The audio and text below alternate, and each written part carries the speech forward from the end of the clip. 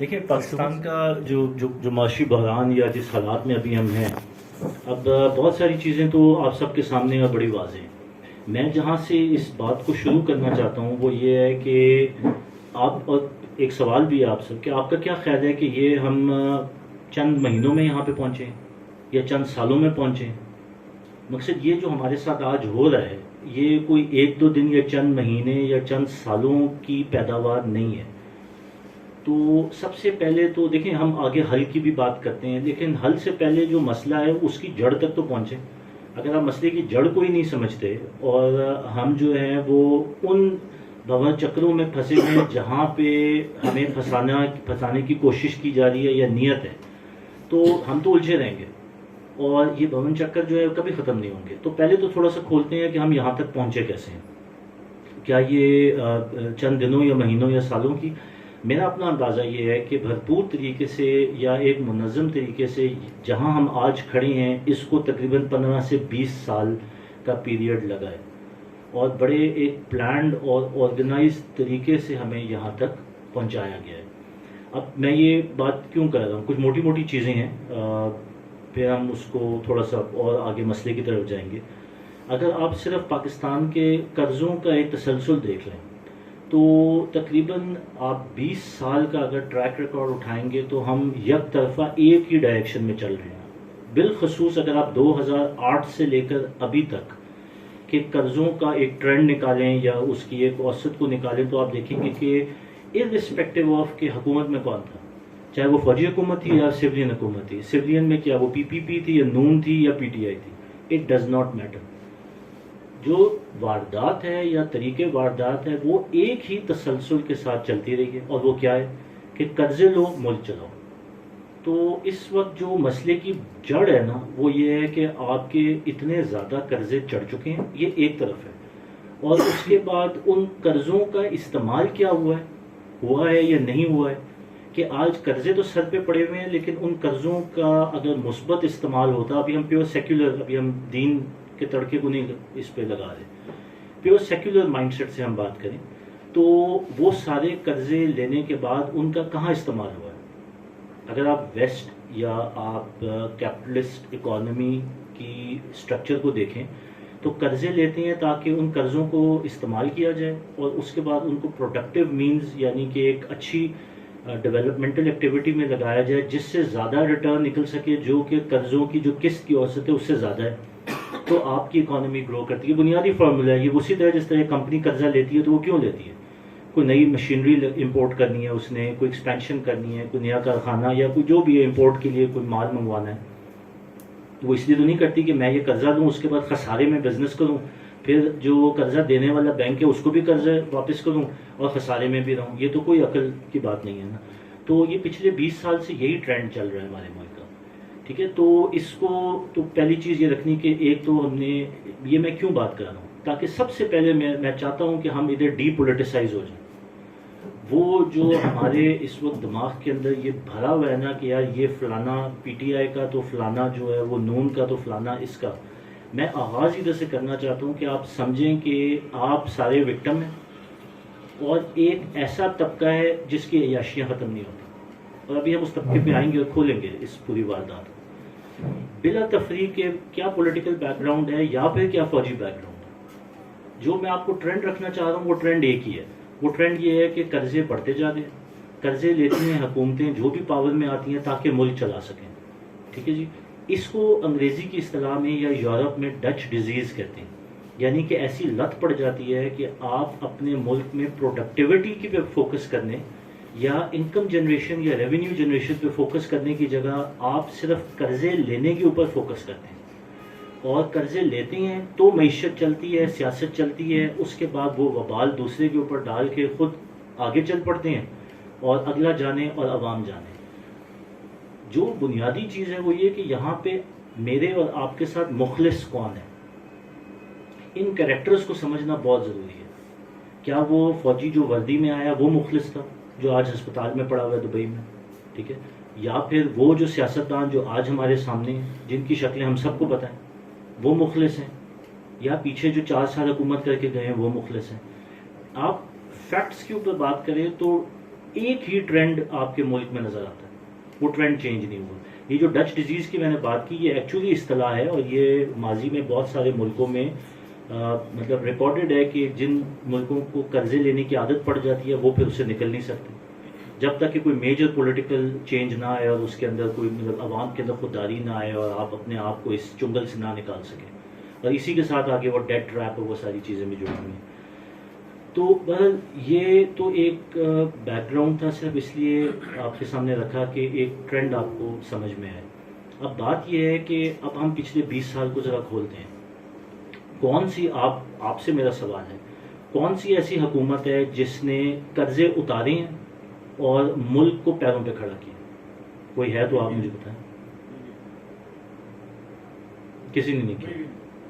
ٹھیک ہے, شروع کرتے ہیں ہم. اور یہ میں جان بوجھ کی بات کر رہا ہوں. ہم ماضی میں شاید پہلے تھوڑا ہچکچاتے تھے, بات نہیں کرتے تھے, لیکن میرے خیال میں ٹائم آ گیا کہ کھل کے بات کی جائے, کیونکہ اب مطلب ایک تو کمر توڑ دی, بڑا غرق کر دیا سالوں کا, برا حال ہے ملک کا اور عوام کا, اور اب تو نظر آ رہا ہے کہ ملک بھی جا رہا ہے. تو یہ ہے کہ اب تو میرے خیال میں کھل کے بولنا چاہیے. ٹھیک ہے, جب آپ کے 2001 9/11 کے بعد پرویز مشرف کی گورنمنٹ تھی, ٹھیک ہے, تو آپ کو بہت سارا پیسہ ملتا تھا. اگر آپ بظاہر ڈیٹ کی کمپوننٹ کو دیکھیں گے نا تو وہ مقابلتاً کم لگے گا, ہے ضرور مقابلتاً کم لگے گا, لیکن دوسری طرف سے پیسہ آ رہا تھا. ٹھیک ہے جی, کس طرح آ رہا تھا؟ کولیشن سپورٹ فنڈ کی شکل میں آ رہا تھا.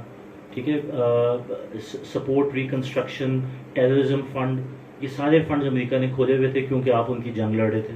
ٹھیک ہے, اور وہ سارے سودا بازی کر رہے تھے جو مشرف نے کی, ہم سب کو پتہ ہے, اس میں جانے کی ضرورت نہیں ہے. تو وہ پیسہ آ رہا تھا. وہ پیسہ جب آتا تھا تو وہ آپ کی اپیرنٹلی ہیڈ لائن نمبرز میں یا فگرز میں نظر آتا تھا کہ جی پاکستان کی معیشت میں اتنا پیسہ آیا, اتنا. بات یہ ہے اس پیسے کا وہ جتنا بھی آیا, قرضوں کی شکل میں آیا یا کولیشن سپورٹ فنڈ کی مد میں آیا یا ٹیررزم کی مد میں جو پیسہ امریکہ دیتا تھا, ڈائریکٹ یا انڈائریکٹ, اس میں سے کتنا حصہ جو ہے وہ اکانومی کے اندر اور عام انسان کو ٹرکل ڈاؤن ہوا, اور کتنا اشرافیہ کی جیب میں گیا. اور اس کیس میں جس اشرافیہ کی میں بات کر رہا ہوں وہ آپ کے بالکل آپ کو اچھی طرح پتہ ہے, یہ سارے ڈی ایچ اے ایسے نہیں بنے. ٹھیک ہے, اور جنرل صاحب کے بڑے بڑے گھر, اور آسٹریلیا کے اندر جزیرے اور فلانا, اور دبئی کے اندر محل, اور یہ ساری چیزیں ایسی تو نہیں بنی ہیں, کہیں سے تو پیسہ آیا.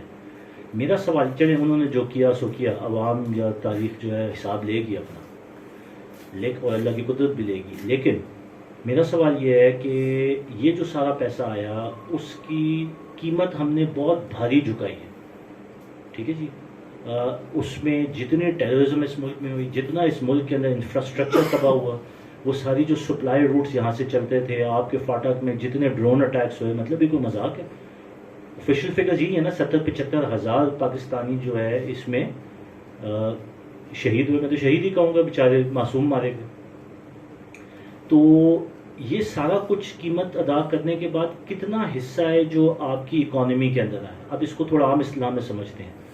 جی ڈی پی گروتھ کدھر تھی؟ وہی 4-5%, یہی اوسط ہے ہماری اچھے پرفارمنس کی مد میں. برے میں تو مائنس میں بھی گئی ہے, لیکن اچھی اوسط میں وہی 4%, 5%, 5.5%, بہت تیر مار لیا کبھی تو 6% ہوگی. ٹھیک ہے, اگر آپ اپنے ریجن یعنی کہ انڈیا, بنگلہ دیش, ویتنام, بھوٹان, سری لنکا, ان ملکوں, چائنا, رشیا, اڑوس پڑوس جو ہیں, اگر ان سے اپنے آپ کو کمپیئر کریں گے تو آپ کی کوئی پرفارمنس نہیں, آپ بہت پیچھے ہیں. صرف انڈیا سے کمپیئر کر لیں تو تب بھی آپ بہت پیچھے ہیں. تو مقابلتاً اگر ہم دیکھیں گے کہ ہم نے کیا تیر مارا, تو وہ جو سارا پیسہ آیا تھا وہ پیسہ ایکچولی گیا کدھر؟ ٹھیک ہے, وہ پیسہ یا تو ڈیمز میں بن جاتا. شدید بجلی کا بحران ہم نے پچھلے 4-5 سال, 6 سال, 8 سال پہلے دیکھا ہے. 14-14, 16-16 گھنٹے بجلی جاتی تھی, 18 گھنٹے بلکہ جاتی تھی بجلی. بلکہ کچھ تو ہمارا اپنا گاؤں سے ہائیکورٹ میں, وہاں تو وہ کہتے تھے کہ آتی ٹوٹل 4 گھنٹے, تو باقی تو ہوتی نہیں ہے, تو مشکل سے جو بھی اس کو موٹر شوٹر چلائی, پانی چڑھایا. تو بات یہ ہے کہ کوئی ڈیم نہیں بنا, کوئی بڑی انفراسٹرکچر ڈیولپمنٹ نہیں ہوئی. ہاں, اتنا ٹرکل ڈاؤن ہوا کہ شوکت عزیز صاحب کے ٹائم میں بینکوں کو کریڈٹ دبا کے دیا, انٹرسٹ ریٹ نیچے لائے, پیسہ مارکیٹ میں پھینکا, اس سے لوگوں نے قرضے لیے, آٹو فائنینس لیا, ہاؤسنگ لیا, پرسنل لون لیا, تو اس سے ریل پہ ہو گئی گاڑیوں کی, آگے پیچھے بھاگ دوڑیے. تو ایکشن تو بہت نظر آیا, لیکن حقیقی طور پہ اکانومی میں کوئی ڈیولپمنٹ نہیں ہوئی. ریئل اسٹیٹ میں بھی ہے یا ریئل اسٹیٹ انفلیٹ تو ہوئی, لیکن ریئل اکانومی کہاں ڈیولپ ہوئی. ٹھیک ہے, اب اس سے آگے چلتے ہیں. اس کے آگے پی پی پی کی گورنمنٹ آئی, نون کی government I, P T A کی گورنمنٹ آئی. مجھے بتائیں ان میں سے کسی گورنمنٹ میں کوئی ٹرینڈ قرضے لینے کا چینج ہوا؟ ہر حکومت نے آ کے فارمولا کیا دیکھا کہ سب سے پہلے تو اپنی گیم سیٹ کرو آئی ایم ایف کے ساتھ. آئی ایم ایف کے ساتھ جب گیم سیٹ کرتے ہیں تو آئی ایم ایف کے پیچھے بہت سارے ملٹی لیٹرل انسٹیٹیوشن جن کو کہتے ہیں, یا پھر دوسرے یو این کے ذیلی ادارے, وہ بھی کھل جاتے ہیں قرضہ دینے کے, فلڈ گیٹ کھل جاتا ہے. تو ہر حکومت نے قرضہ لیا اور قرضے کے اوپر اپنا ملک چلایا. کسی نے تھوڑا لیا, کسی نے زیادہ لیا. ٹھیک ہے, تو اگر ہم یہ کہیں کہ کوئی ایک کم معصوم ہے اور کوئی ایک زیادہ معصوم ہے تو ایسی بات نہیں ہے. ٹھیک ہے, معیشت اپ ڈاؤن ہوتی رہتی ہے, حالات چینج ہوتے رہتے ہیں. کووڈ آیا, اس میں ایکسٹرا آرڈنری حالات تھے, اس سے پہلے ٹیررزم بہت زیادہ تھا, اس کے الگ حالات تھے. لیکن یہ سارے جو آپ کے ٹرینڈز چل رہے ہیں, میں مطلب میرے پاس فگرز بہت ساری لکھی ہوئی ہیں یہ ساری, لیکن میں ابھی جان بوجھ کے نہیں کر رہا کیونکہ ہم اب اس وقت سمجھنے والی کرتے ہیں. فگرز دے کے وہ سارا کچھ کر کے ہمیں کیا مل جانا ہے, ہم سارے چلے جائیں گے خیال ذہن میں لے کے. تو میرا آج کا مقصد یہ تھا کہ سوال جواب میں آپ جتنا اس کو ٹیکنیکلی کھولنا چاہیں گے وہ کوئی مسئلہ نہیں, کہ واردات تو سمجھیں ہمارے ساتھ ہوئی کیا ہے. یہ جتنا بھی ٹرینڈ ہے, چاہے وہ نون تھی, پیپلز پارٹی تھی, پی ٹی آئی تھی, ٹھیک ہے, آپ کو ایک تسلسل کے تحت قرضوں کے اندر جکڑا ہے اور ڈبایا ہے. اس وقت ہم $128 بلین کے قرضوں پہ, فورن قرضوں پہ مقروض ہیں. ٹھیک ہے جی, اس کا مطلب یہ ہے کہ ان قرضوں کی ادائیگی جو 2023 میں ڈیو ہونی ہے وہ $21 بلین کی ہے. آپ کی جو ٹوٹل کہتے ہیں نا کہ جو ریمیٹنس آتی ہے وہ کوئی تقریباً 23 سے 25 بلین ڈالر کی ہے, اپ ڈاؤن ہوتی رہتی ہے.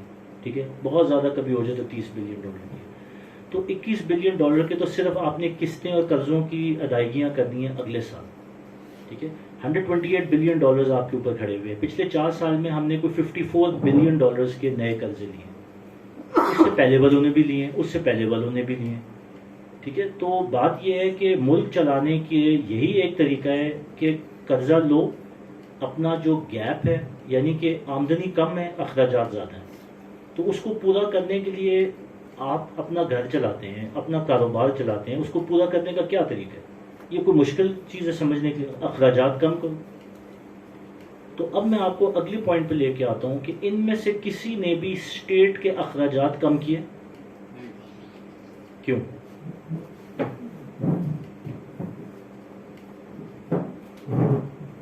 فوجی حکومت نے کم کی کیونکہ اپنی عیاشیوں اور اپنی پیٹ پہ لات پڑتی ہے.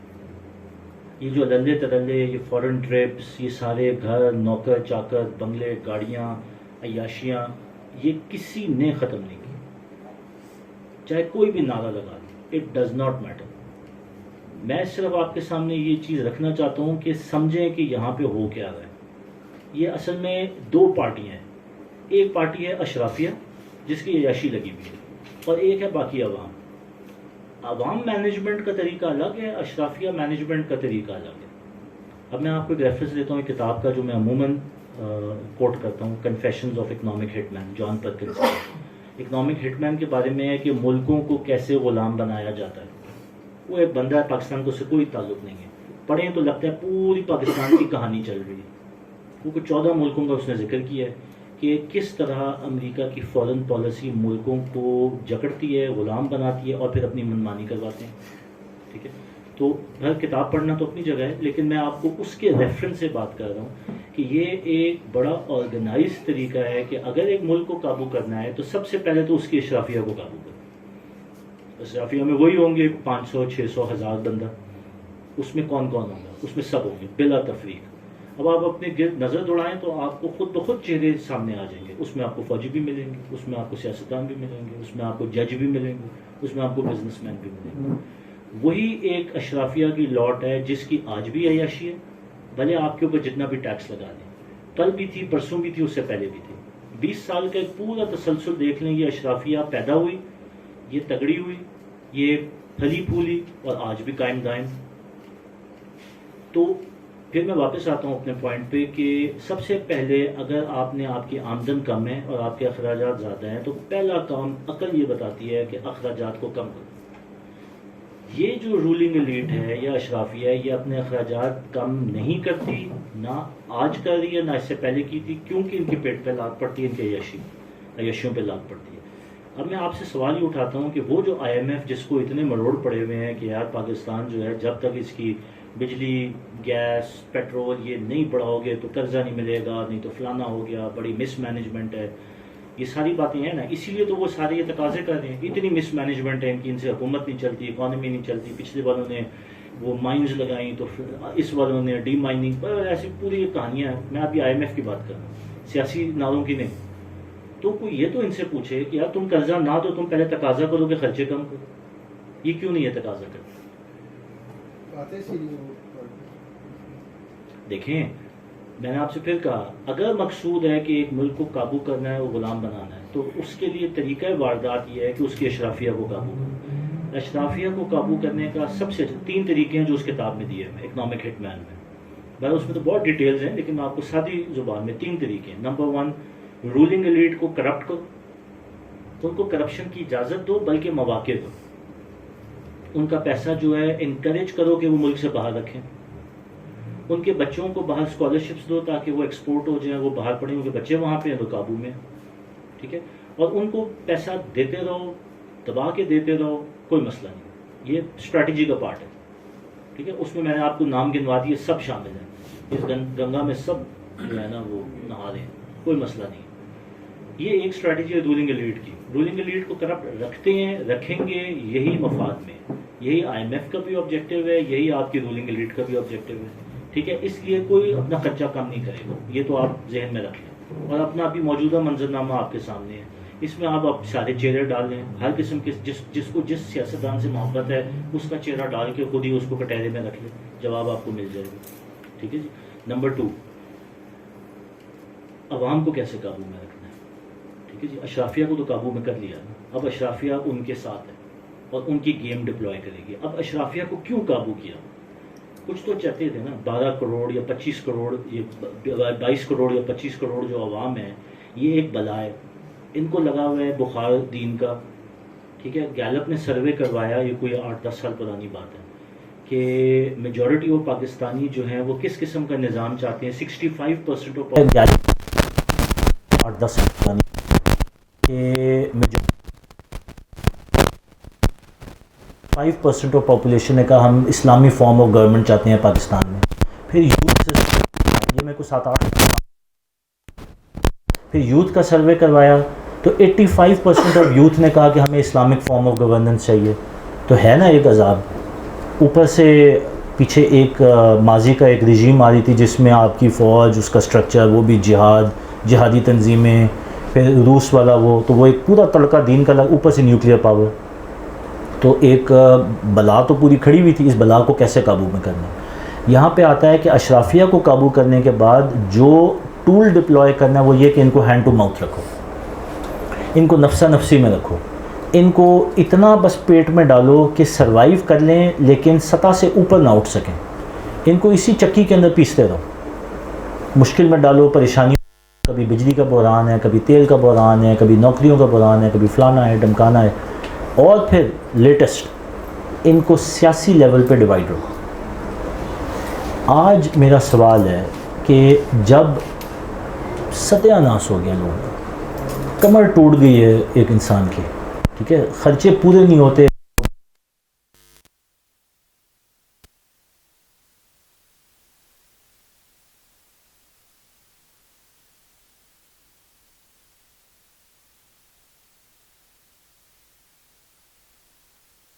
پٹواری, فوج کے اندر بھی یہ ڈیوائڈ ہے.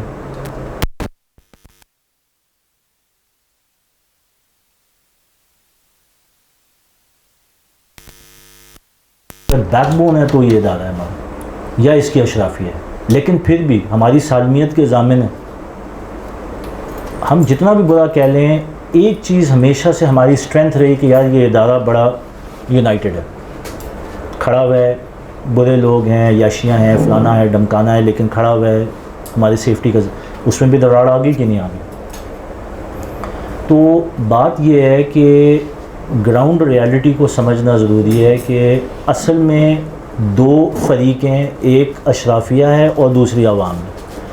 اشرافیہ کی مینجمنٹ اپنے لیول پہ ہوتی ہے, عوام کی مینجمنٹ اپنے لیول پہ ہے. You are part of a people management program جس کے اندر بہت ساری چیزیں ہیں.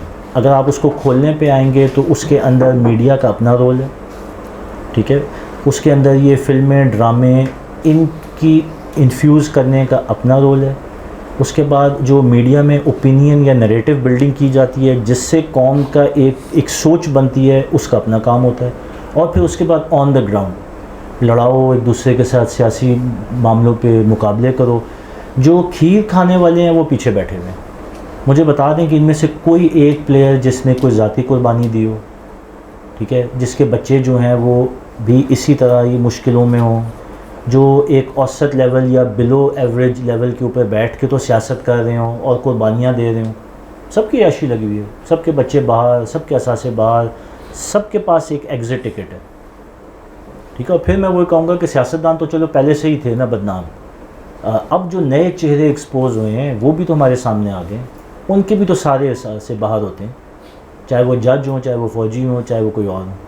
تو اس ایلیٹ کو پہچانیں اور سمجھیں کہ اگر آپ یہ چاہتے ہیں کہ یہ اس ملک کی تقدیر بدلے, کوئی فارمولہ ایسے اپلائی کریں جس سے یہ ملک مشکل سے نکل سکے, تو پھر اس کی جڑ کو سمجھنا ضروری ہے. یہ آپ کی جان نہیں چھوٹے گی جب تک آپ اصل ٹارگٹ یا اصل اینیمی کو نہیں پہچانیں گے. اس کے اندر یہ سارے کردار ہیں. پیچھے جو پلان ہو رہا ہے وہ اپنی جگہ ہے, وہ پلان کہاں تک جاتا ہے اس پہ ڈفرینٹ اوپینین ہو سکتی ہیں. پاکستان توڑنے کا پلان ہے, ڈی نیوکلیئرائز کرنے کا پلان ہے, یا پھر بس ٹکر اسی طرح چلانا ہے. یہ کیوں سارا کچھ کر رہے ہیں یہ ساری آرگنائزیشنز؟ بہت سارے وجوہات ہو سکتی ہیں. ہو سکتا ہے کنٹینمنٹ آف چائنا کے پیچھے پاکستان کو ڈی اسٹیبلائز کرنا مقصود ہے. اسرائیل کا گریٹر اسرائیل کا پلان ہے, اس کے لیے Pakistan as a nuclear country threat ہے تو اس کو کنٹین کرنے کی ضرورت ہے, اینڈ سو آن, بہت ساری چیزیں. لیکن جو بھی وجوہات ہوں, واردات ہمارے سامنے ہیں. آج ہم جس جگہ پہ کھڑے ہوئے ہیں اس میں اکانومی کی سچویشن واقعی بہت نازک ہے. ہم اگر کچھ آپ کہہ لیں کہ آ جائیں فگرز کے اوپر, تھوڑی سی کچھ چیزیں موٹی موٹی میں آپ سے شیئر کرتا ہوں تاکہ ہمیں تھوڑا سا اور ادراک ہو کہ ہم ابھی کھڑے ہوئے کدھر ہیں. موٹی موٹی تو میں نے آپ سے چیزیں شیئر کر دیں کہ ٹوٹل $128 بلین کا ٹوٹل ڈیٹ ہے. فگرز بہت ساری ہیں لیکن میں آسان اس میں الفاظ میں جو چیز رکھوں گا کہ ابھی ہم نے پچھلے, آپ پڑھتے ہوں گے, خبروں میں سنتے ہوں گے کہ ہمارے ڈیفیسٹس ہیں, اور پھر کہتے ہیں کہ ٹوئن ڈیفیسٹس ہیں. اور ٹوئن ڈیفیسٹس کا ترجمہ ہوتا ہے کہ ہم جو ٹیکس سے انکم کماتے ہیں وہ بھی ہمارے اخراجات پورے کرنے کے لیے کم ہیں, اور پھر جو ہم امپورٹ ایکسپورٹ کرتے ہیں تو اس میں ہم امپورٹ زیادہ مالیت کی کرتے ہیں, ایکسپورٹ کم مالیت کی کرتے ہیں. تیسرا یہ ہے کہ ٹوٹل جو ڈالر ملک میں آ رہا ہوتا ہے وہ کم ہوتا ہے ایز کمپیئرڈ کہ ٹوٹل جو جا رہا ہوتا ہے جو پیمنٹس کی. تو مقصد یہ ہے کہ یہ ساری جو اصطلاحات کے پیچھے باٹم لائن یہ ہے کہ آمدن کم ہے, اخراجات زیادہ ہیں. جب تک یہ سٹرکچر چینج نہیں ہوگا ہماری گردن اس غلامی کے توق سے نہیں نکل سکتی ہے. یہ تو پچھلے 20 سال کی سٹوری ہے, چل رہا تھا ٹکر.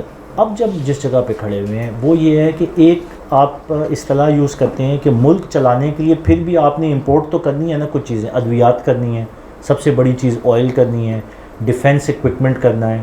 یہ چیزیں تو بنیادی ضرورت ہے امپورٹ کرنے کی. اگر ہم اپنی امپورٹس کو سامنے رکھیں تو ایک اس کو کہتے ہیں ریشو جو امپورٹ کور ہوتی ہے, کہ آپ کے پاس اس وقت کتنا پیسہ موجود ہے بٹوے کے اندر, فارن کرنسی ریزروز جس کو ہم ملک کے کہتے ہیں, کہ آپ یہ جو بنیادی اخراجات ہیں ان کو پورا کر سکیں. تو ہم 1.5 مہینے پہ تھے. ابھی یہ چائنا کا جو $2.4 بلین ملے ہیں اس سے پہلے 1.5 مہینے کا مطلب یہ ہے کہ اگر آپ کے اوپر آج جنگ مسلط ہو جائے یا کوئی کرائسس آ جائے یا کوئی ایمرجنسی ہو جائے تو 1.5 مہینے کے آگے آپ کا تیل بھی امپورٹ بند, آپ کی باقی ساری چیز, آپ کے پاس پیسے ہی نہیں ہے کہ آپ اپنی بنیادی چیزوں کو پورا کر سکیں. اس میں ڈیفنس بھی آتا ہے, اس میں آئل بھی آتا ہے, اس میں میڈیسن بھی آتی ہے، اس میں باقی چیزیں بھی آتی ہیں، باقی انڈسٹریل ریکوائرمنٹ سارا یہ جو بھی امپورٹ کریں گے تو کوئی انڈسٹریل پروڈکشن کریں گے. تو 1.5 مہینے کے اوپر آپ آ کے کھڑے ہوئے تھے، تو اتنی آپ کی نازک صورتحال تھی جس سے پھر ابھی یہ جو کھلبلی مچی ہوئی ہے، تو یہ اس لیے پریشان ہے سارے. اب یہاں تک پہنچے کیسے وہ تو میں نے آپ کے سامنے رکھ دیا. یہ پورا ایک تسلسل ہے جس تک ہم یہاں پہ پہنچے. اب آپ کسی ایک فریق کو معصوم قرار دیں یا دوسرے کو الزام ٹھہرائیں، وہ آپ کی مرضی. ٹھیک ہے، میرے لیے تو بالکل کلیئر ہے کہ یہ ایک ہی تسلسل تھی جو کہ بلڈ اپ ہوا ہے ٹو دس پوائنٹ. آرکیٹیکٹ میری نظر میں ایک ہی ہے جس کا اپنا ایجنڈا ہے پاکستان کے خلاف.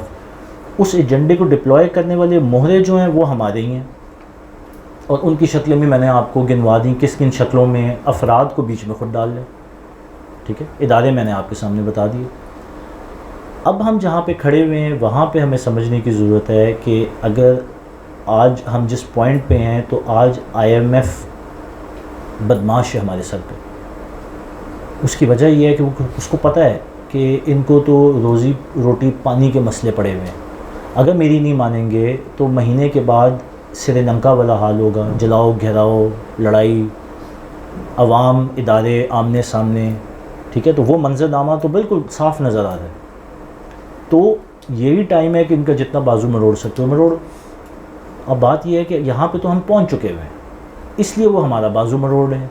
وہ کہتے ہیں کہ 50 روپے پیٹرول بڑھا دو، 50 روپے بڑھا دو. وہ کہتے ہیں 30 روپے بڑھا دو، 30 روپے. وہ کہتے ہیں نہیں ابھی اور بڑھاؤ، کہتے ہیں اور بڑھائیں گے. جی سر جی مسئلہ ہی کوئی نہیں، بس قسط دے دو. پاکستان کی اکانومی کا سائز تقریباً $300 بلین ہے سال کا. IMF سے قرضہ کتنا لیا تھا؟ 120 نہیں، یہ ابھی جو 2019 میں ہم نے لیا ہے $6 بلین، وہ بھی 3 سال کے اوپر. $300 بلین کی اکانومی ہے. یہ ایسی ہے جیسے ہاتھی کو بچپن سے ہی رسی باندھ کے تو کھونٹے سے لگا دیتے ہیں، بڑا ہو کے بھی ہاتھی کہتا ہے نہیں میں کھونٹے سے نہیں اپنی جان چھوڑا سکتا. وہ ہمارا حال ہے. اپنی خودی کو پہچانو.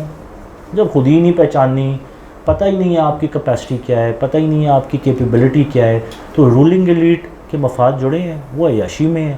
ٹھیک ہے، وہ اپنا گورکھ دھندا کر رہے ہیں. آپ کے اوپر ایک الگ ایجنڈا ہے، وہ ایجنڈا پورا ہو جائے. جب تک ہم آنکھیں نہیں کھولیں گے اور پہچانیں گے نہیں کہ اصل دشمن کون ہے، نہ اصل دشمن فوجی ہے، نہ پٹواری ہے، نہ یوتھیا ہے. اصل دشمن یہ لاٹ ہے جو اوپر عیاشی کر رہی ہے، جس کا اس ملک کے ساتھ کوئی سنسیرٹی نہیں. ٹھیک ہے، سب اپنا مال بنا رہے ہیں، نکل رہے ہیں، اور اس مال بنانے کی قیمت میں اور آپ جھکا رہے ہیں جو اس وقت جھکا رہے ہیں. وہ جو قرضے کے پیسے آگے پیچھے ہوتے ہیں نا، وہ کولیشن سپورٹ فنڈ کے پیسے، وہ وار آن ٹیرر کے پیسے، وہ جو ان کی جیبوں میں جاتے ہیں، آپ کا کیا خیال ہے اس کی کوئی قیمت نہیں ہے؟ اس کی قیمت ہے جو میں اور آپ، سٹینڈرڈ پرانا فارمولہ یہودی کا کہ عوام کے اوپر ٹیکس لگاؤ قرض دے کے. عوام کبھی ڈیفالٹ نہیں کر سکتی کیونکہ اس کے اوپر حکمران ہے، ایک گورنمنٹ ہے، فیصلے تو وہاں کر رہی ہیں. اب آپ کیا کر سکتے ہیں؟ میں اور آپ کچھ کر سکتے ہیں؟ جو ٹیکس بڑھائیں کیا کر لیا؟ Direct tax, indirect tax, super tax, فلانا ٹیکس، وہ کیا کر لیا؟ تو ضرورت یہ ہے کہ پھر کھڑے ہوں. اگر جلاؤ گھیراؤ کرنا ہے، اگر پتھر مارنے ہیں، اگر سوشل میڈیا پہ جا کے لڑائیاں کرنی ہیں تو خدارہ اس رولنگ ایلیٹ کے خلاف کریں، آپس میں نہ کریں. یہاں پہ انہوں نے آپس میں گتھم گتھا کر کے اصل گیم پیچھے رکھی ہوئی ہے. وہ عیاشی کر کے سارے نکل رہے ہیں. ملک بھی ٹوٹ گیا تو مرے گا کون؟ انڈیا بھی آ گیا تو مرے گا کون؟ ان میں سے کوئی نہیں مرے گا. سب کی گیم پیچھے سیٹ ہے. ٹھیک ہے، مرے گی یہی عوام، لڑ لو جتنا لڑنا. ٹھیک ہے، تو اگر اب نہیں آنکھیں کھولیں گے تو کب آنکھیں کھولیں گے؟ تو میرا صرف آپ سے کہنے کا مقصد تھا کہ اکانومی کی باتیں بڑی نمبرز فگرز فلانا ڈھمکانا وہ تو بندہ کر ہی لیتا ہے، وہ تو بتھیرے اینالسٹ ہیں. جو اصل سچ ہے نا وہ سامنے آنا چاہیے کہ ہمارے ساتھ واردات ہوئی کیا ہے. یہ بات اگر کلیئر ہو جائے کہ اصل میں ایشو ہے کہاں پہ اور ہمارا چیلنج کیا ہے، تو میں سلوشن کی طرف اگر ہم آئیں گے تو سب سے پہلی چیز تو میں کہوں گا کہ عوام کو آنکھیں کھولنی چاہیے کہ سمجھیں کہ اصل گیم ہمارے ساتھ ہو کیا رہی ہے، اور اس کے بعد ہمیں اس رولنگ ایلیٹ کے خلاف یونائٹڈ ہونا چاہیے. یہ جو تفریق میں ہمیں بانٹا ہوا ہے، دس از ایز پر پلان. ہو سکتا ہے کہ کسی اسٹیج پہ پتہ چلے کہ گالیاں دینے والے گالیاں کھانے والے ایک ہی تھے، اور ہو سکتا ہے وہ مسلمان بھی نہیں تھے. یہ تو ٹائم آئے گا تو پتہ چلے گا. تو انڈر ایسٹیمیٹ نہ کریں. یہ شیطان کا جو پوری گیم ہے، یہ ایسی تو نہیں فتنہ دجال کے بارے میں کہا کہ ہر نبی نے، نبی پاک صلی اللہ علیہ وسلم نے ہر نماز میں اس سے پناہ مانگی ہے. یہ چھوٹا فتنہ نہیں ہوگا. وی شوڈ انڈرسٹینڈ دس کہ یہ فتنہ ایک بہت آرگنائزڈ اور بڑے منظم تھی. نہ ہی یہ کوئی ایسا ہے کہ کوئی بڑی سی بلا دجال کی شکل میں آ جائے گی، نہیں، یہ ایک نظام ہے، اس کے پورے خد و خال ہیں. اگر ہم ابھی بیٹھ کے کھولنا شروع کریں تو یہ پورا بینکنگ سسٹم جو ہے اس کی پوری بیک بون ہے. ہم ساری رات بیٹھ کے یہ بات کر سکتے ہیں کہ اس طرح اس نظام نے، صرف ایک بینکنگ سسٹم نے کس طرح پوری دنیا کی عوام کو جکڑ لیا ہے اپنے اس نظام کے اندر. تو بعد یہ تو کھلتا جائے گا، کھلتے یہ میں آپ کو بتا دوں کہ اینڈ ہوگا ایک ہی جگہ پہ، اور وہ شیطان کے ساتھ ہے. 2 پارٹیاں ہیں اس دنیا کے اندر، ایک شیطان کی پارٹی ہے، ایک اللہ کی پارٹی ہے. اس کو پہچان لیں. میں یہ نہیں کہتا کہ رولنگ ایلیٹ یا اشرافیہ کے اندر ہر بندہ ہی شیطانی ہے، لیکن یہ میں ضرور کہتا ہوں کہ میجورٹی اس وقت جو آپ کے اوپر رولنگ ایلیٹ بن کے بیٹھے ہوئے ہیں یا جو اشرافیہ ہیں، وہ حزب الشیطان کے ساتھ ضرور ہیں، کیونکہ وہ ان کا ایجنڈا سرو کر رہے ہیں. اگر وہ نہ کر رہے ہوتے تو یہ میں آپ کو بتاؤں، اس ملک میں اتنا پوٹینشیل ہے. میں نے آپ کو اگزامپل دے دی نا، $300 بلین کی اکانومی ہے. $6 بلین کی کیا حیثیت ہے؟ وہ بھی 3 سال میں ملنے تھے. پھر کیوں جا کے ہم نے اپنی گردن اٹکائی؟ اور یہ نہیں ہے کہ میں یہ اگزامپل دے کے کہہ رہا ہوں کہ یہ پی ٹی آئی کی گورنمنٹ کی غلطی ہے. اس سے پہلے والوں نے بھی یہی کیا، سب نے یہی کیا. ایک فائنانس منسٹر تھے، ان سے میری ملاقات ہوئی. فائنانس منسٹر نہیں تھے، فائنانس سیکرٹری تھے پاکستان کے. تو ویسے ہی کسی کے گھر آئے ہوئے تھے، ان کے جاننے والے تھے. ان کو میرا نہیں بیک گراؤنڈ پتہ تھا، مجھے ان کا پتہ چل گیا. تو میں نے کہا چلو اچھا ہے، کوئی سو لگاتے ہیں، کہانی نکالتے ہیں. تو خیر میں ان کو پرووک کرتا رہا کہ پاکستان کی یہ جو فارن پالیسی، اکنامک پالیسی، اس کے کیا خد و خال. تو انہوں نے بڑے کانفیڈنس سے مجھے ایک بات کی، یہ آپ کے لیے بہت ضروری ہے سمجھنا. انہوں نے کہا کہ دیکھیں یہ بڑی بیوقوف، یہ اس کی وقت ہے نئی پی ٹی آئی کی گورنمنٹ آئی تھی، اور ابھی 2019 میں IMF کے پاس نہیں گئے تھے. اس وقت اسد عمر فائنانس منسٹر تھے. تو انہوں نے کہا کہ ان کو پتہ نہیں ہے، انہوں نے سب سے بڑی غلطی کی ہے، بہت بڑی بیوقوفی ہے. آپ کو پتہ ہے کہ ہر گورنمنٹ جو آتی ہے تو ہمیں پتہ ہوتا تھا کہ پہلا کام ہم نے کیا کرنا ہے. جو ہی نیا فائنانس منسٹر آتا تھا، finance minister, finance secretary ticket کٹاتے تھے، امریکہ جاتے تھے، سیدھا جا کے IMF کے ٹیبل پہ بیٹھتے تھے، کہتے تھے لون چاہیے. کہتے ہیں تو بیوقوف ہے، ان کو تو کام ہی نہیں کرنا آتا. انہوں نے یہ غلطی کی ہے، یہ 1 سال ڈیلے کیا، اس وجہ سے دیکھیں نا یہ یہاں پہ آ کے پھنس گئے. یہ ان کی آفیشیل سٹیٹمنٹ تھی کہ کام کرنا یا اکانومی چلانے کا طریقہ ہی ہے. اور یہ فائنانس سیکرٹری ہیں، ٹھیک ہے. تو کہنے کا مقصد ہے کہ چاہے پرانے والے ہیں چاہے نئے والے ہیں، یہ اتنا دماغ کے اندر، وہ ڈچ ڈیزیز کی میں نے بات کی، ایسی کوئی ہمیں بیماری لگ چکی ہوئی ہے قرضوں کی. تو پھر دنیا جب مذاق اڑاتی ہے نا کہ کشکول لے کے آ جاتے ہیں، یہ بیکاری ہیں، یہ کسی ایک بندے کے اوپر نہیں ریفلیکٹ ہوتا، یہ پوری قوم کے اوپر ریفلیکٹ ہوتا ہے. ٹھیک ہے. اگر آپ کا ایک وزیر اعظم، چاہے وہ کوئی بھی ہے، اور سارے وزیر اعظموں نے جا کے تو کشکول پھیلائے ہوئے ہیں، ٹھیک ہے نا، یہ بلا تفریق، تو وہ جب بیکاری والا وہ کارٹون باہر کے اخباروں میں ملتے ہیں تو وہ میرے اور آپ کے لیے سب برابر ہیں. آپ جائیں نا ٹکٹ کٹا کے باہر اپنے شناخت کروائیں پاکستانی، تو کس نظر سے دیکھیں گے؟ تو باٹم لائن یہ ہے کہ یہ حقیقت ہے، یہاں پہ ہم کھڑے ہوئے ہیں. سلوشن میں بتاؤں، جتنا مشکل دکھایا جا رہا ہے اتنا ہے نہیں. 6 بلین کی ہماری ضرورت نہیں تھی. ہم نے 2019 میں اسد بھائی سامنے بیٹھے ہوئے ہیں، اسد بھائی اور میں نے مل کے، وہ ہمارا نوا اسٹوڈیو، اس کے اوپر نے پروگرام کی 3 تھے نا اسد بھائی، بائیکاٹ IMF کے نام سے. اور اس کے اندر 2 میں ہم نے سلوشن پریزنٹ کیے، شارٹ ٹرم سلوشن. میں اس لیے یہ آپ کو ریفر کر رہا ہوں کہ اگر آپ کو انٹرسٹ ہے تو آپ جا کے، وہ میرے خیال میں گھنٹے کی تو ایپیسوڈ تھی، ایک شاید اس سے زیادہ ہی ہے. ایک شارٹ ٹرم سلوشن، ایک لانگ ٹرم سلوشن. ان کو آج کل کہتے ہیں کہ جی امیجیٹ کرائسس ایورٹ کرنے کے لیے سلوشن یا اسٹرکچرل ریفارمز، ٹھیک ہے نا، فینسی نام ہے، پیچھے کہانی کیا ہے، شارٹ ٹرم لانگ ٹرم. وہ ہم نے 2 ایپیسوڈ میں 2 گھنٹے بات کی ہے کہ یار سلوشنز کیا ہیں. اور اس وقت کیا جب 2019 میں ابھی یہ IMF کے پاس نہیں گئے تھے. اور ایک چیز جو اس وقت ہائی لائٹ کی تھی وہ آج موجود ہے. اور ہم نے دیکھیں، ہمیں کوئی وہی تھوڑی نازل ہوئی، نہ ہی کوئی ہم اتنے کوئی سورما ہیں. بنیادی باتیں ہیں کامن سینس کی. آپ نے تھوڑی سی لٹریچر پڑھا ہو، ہسٹری پڑھی ہو. ہم نے اس پہ بیس کیا رکھی؟ یہ اکنامک ہٹ مین کتاب، وہ رضا باقر آیا تھا گفٹ ہمارا، تو اس کا ماضی، وہ IMF کے پروگرام کو مصر میں پورا کر کے آیا تھا، مصر کی اکانومی کا کیا حال کر کے آیا تھا، وہ ہم نے رکھی تھی سامنے. اور یہی بنیادی چیزیں کہ یہ اس پروگرام میں جا رہے ہیں. EFF پروگرام جو ہم نے لیا تھا، ایکسٹینڈڈ فنڈ فیسلٹی، وہ پروگرام پوری دنیا میں بدنام ہے کہ جو ملک یہ پروگرام لیتا ہے اس کے بعد ایک چیز تو گارنٹیڈ ہے کہ آپ پکے IMF کی غلامی میں ہوتے. اس میں کون سی نئی بات ہے؟ وہ چیزیں ہم نے کھول کے سامنے رکھ دی. ٹھیک ہے، اپنا کوئی تھوڑا دماغ لڑایا، کوئی ہم نے مل جل کے کوئی سوچ بچار کر کے تو اس کے سلوشن بھی سامنے رکھ دیے. چھوٹا سا میں آپ کو ایک سلوشن کروں گا کہ ایک سلوشن ہم نے پریزنٹ کیا کہ یہ جو 3 بڑے شہر ہیں نا، کراچی، لاہور، اسلام آباد، اگر صرف اس کے اندر ہی ایک سیکٹر ریئل اسٹیٹ کا ڈیزگنیٹ کر دیں نا ایکسپیٹ پاکستانیز کے لیے، تو آپ 8 سے 10 بلین ڈالر صرف اس سے ریز کر لیتے ہیں. تو خدا را IMF کے پاس نہ جائیں، لیکن گئے. اب اس پہ اپنا بیک گراؤنڈ ذہن میں رکھیں. یہ جو ہم IMF کے پاس جاتے ہیں، یہ جو ان اداروں کے پاس جا کے یہ قرضے لیتے ہیں، یہ کس کی جیبوں میں جاتے ہیں؟ یہ کیوں لینا ضروری ہے؟ دینے والے کیوں نہیں کہتے کہ تم لوگ بغیرت ہو، تم لوگ کیوں قرضے لینے آ جاتے ہو، نہیں دیں گے تمہیں قرضے، تم لوگوں کی کوئی کریڈٹ ریٹنگ نہیں ہے. ابھی جو بازو مروڑ ہیں، کوئی ان سے یہ پوچھے کہ دیے کیوں تھے قرضے، اس وقت نہیں پتا تھا کہ یار کوئی اوقات ہی نہیں ہے ان کی، یہ قرضے واپس نہیں کر سکیں گے. دیتے ہیں جان بوجھ کے. وہ کتاب پڑھیں، 14 ملکوں کا ذکر ہے اس میں، ہم نہیں ہیں اس میں. واردات وہی ہے، ایک ہی طریقہ ہے واردات. رولنگ ایلیٹ کو کریٹ کرتے ہیں. ہاں یہ بات ہے، وہ رولنگ ایلیٹ میں سے اگر کوئی آ گیا نا خودداری والا، تو اس کے بعد دوسرے بھی انتظام ہے اس کے لیے. دوسرا انتظام یہ، اول تو اس کو پیسہ دیں گے، کرپٹ کریں گے، یاشیا کریں گے، اس کو کہیں گے یاشی کرو بیٹا، چپ کر کے جو کہہ رہے ہیں وہ کرو. زیادہ تر تو اسی میں ہمارے بہ جاتے ہیں، فوجی کیا تو سویلین کیا. ٹھیک ہے نا، وہ آیا تھا نا، وہ کون سا کولن پاول کی تڑی آئی تھی کہ we will bomb you to stone ages. تو وہ مکے مارنے والے جرنیل صاحب جو ہے ٹھس، ہم نے کہا کمانڈو ہے، کوئی کھڑا ہو کر لڑے گا، ہم بھی کوئی شاید شہید ہو جائیں، تو کوئی چکر ہی نہیں تھا. ٹھس ہو گئے، اپنی بھائیوں کے خلاف لڑ پڑے. تو بات یہ ہے کہ طریقہ واردات ہے، وہ یہی کریں گے. اگر اشرافیہ اس کی بات نہیں مانے گی تو دوسرا طریقہ یہ ہے کہ رجیم چینج. اب یہ پچھلی رجیم چینج اس وجہ سے ہوئی ہے نہیں ہوئی ہے یہ نہیں میں کہہ سکتا، لیکن ان کا طریقہ واردات ضرور ہے رجیم چینج کا. یا پھر کو فوجی آ جائیں گے، یہ بھی ہو چکا ہے ہمارے ماضی میں. ٹھیک ہے، اور اگر وہ نہیں ہوگا تو پھر جہاز ہوا میں پٹ جائے گا. ٹھیک ہے، یا لیاقت باغ میں جلسہ کرتے کرتے اساسینیٹ کر دیں گے.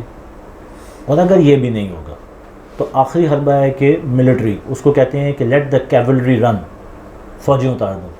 ہوا ہے نا، عراق میں ہوا ہے. کیوں فوجی اتاری؟ بعد میں یہ کہہ دیا نا، اوپس غلطی ہو گئی. وہ بش نے کہا تھا نا، وہ شراب کا گلاس پکڑا، oops we made a mistake, 10 lakh مسلمان مار دیے وہاں پہ.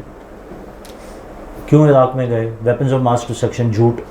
افغانستان میں کیوں ہے؟ ایک اسامہ بن لادن کے پیچھے پورے ملک کے اوپر چڑھائی کر دی.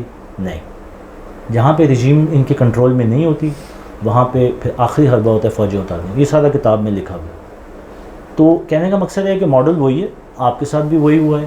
اب آپ جا رہے ہیں آخری حربے کی طرف.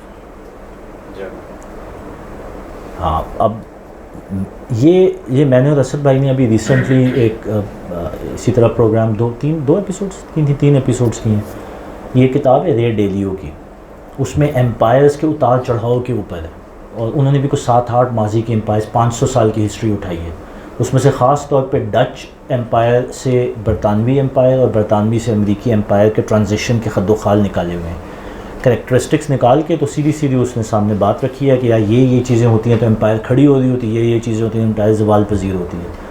تو بہرحال ایک وہ لمبی سٹوری، ابھی اس کو کٹ کر لیں گے، لیکن سمپلی یہ ہے کہ ایک چائنا کی امپائر کھڑی ہو رہی ہے، ایک امپائر امریکہ کی امپائر بیٹھ رہی ہے، اور بلاکس بن رہے ہیں. ہم ایک بلاک کا حصہ ہیں، کہتے نہیں ہیں لیکن ہیں.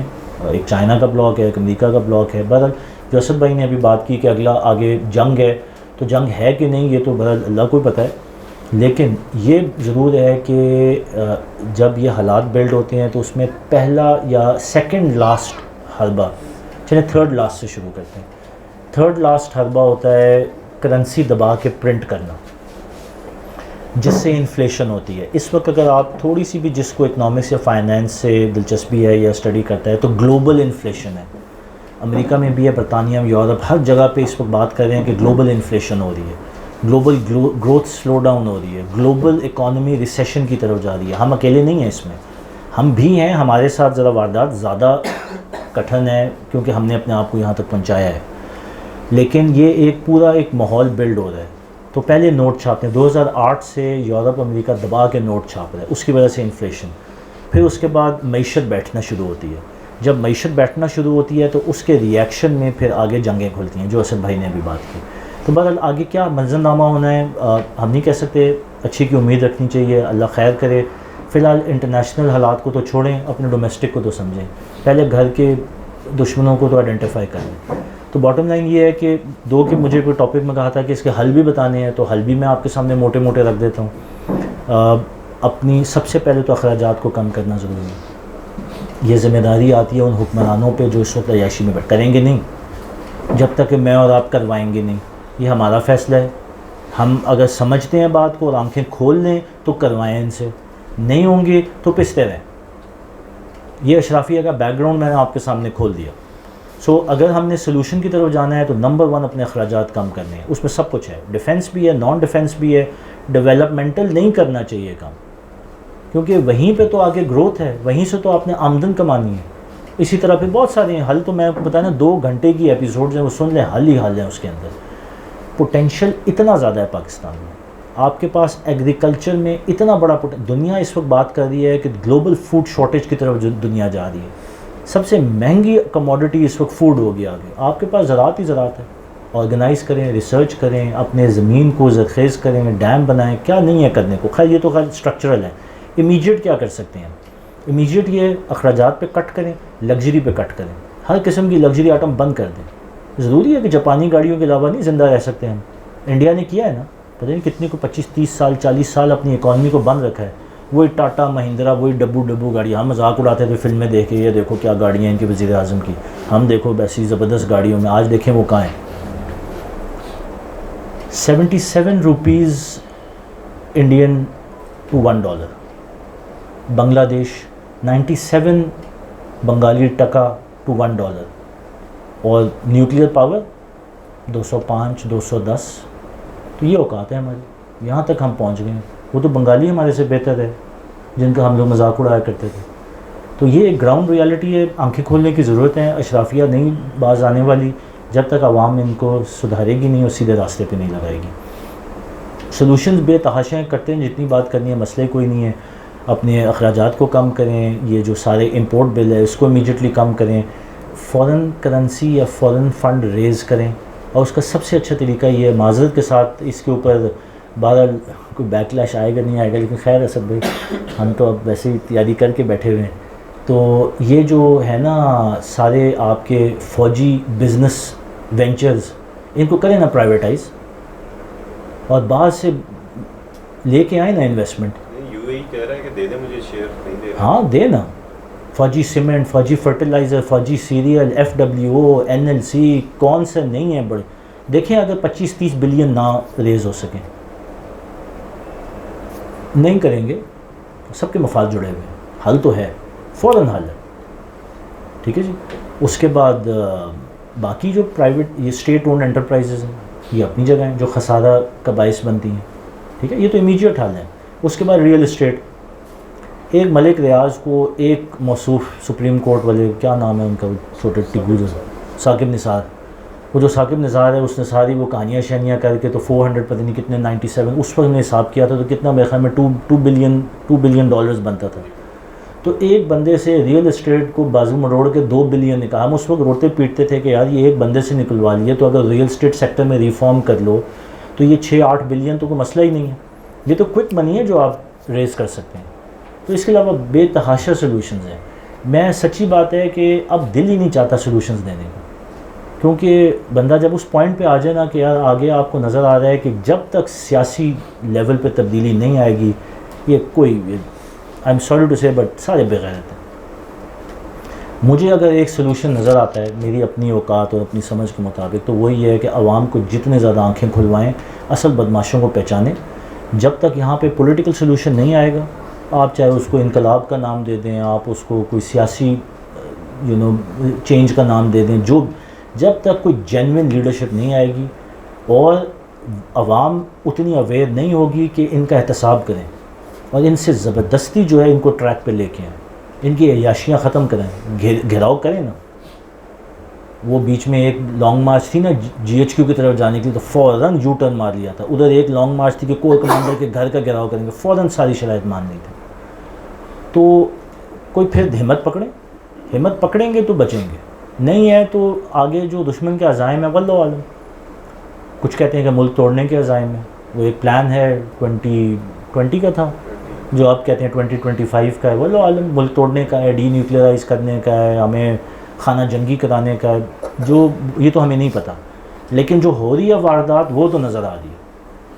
تو بہرحال حل کے اوپر اگر آپ چاہیں گے تو سوال جواب میں ہم بہت ساری ڈسکشن کر سکتے ہیں، لیکن فی الحال تو میرے خیال میں سمجھنا ضروری ہے کہ اصل دشمن، اصل لڑائی، اور حل یہ ہے کہ سیاسی لیول پہ چینج لے کے آنے کی ضرورت ہے. اور اس کے لیے پہلا کام میں اور آپ اگر کچھ نہیں کر سکتے نا تو لوگوں کے اندر شعور اور اویئرنیس بلڈ کریں، اسی مد میں لے کے کہ یار اصل میں دو طبقے ہیں، اشرافیہ، عوام، ان کو سمجھیں اور خدا را آپس میں نہ بٹیں، آپس میں اتحاد کریں، یونٹی کریں. آپ سب مل کے ہی اس ملک کو بچا سکتے ہیں. ان سے ایکسپیکٹ مت کریں کہ یہ ملک بچائیں گے. ٹھیک ہے، تو بس یہ ایک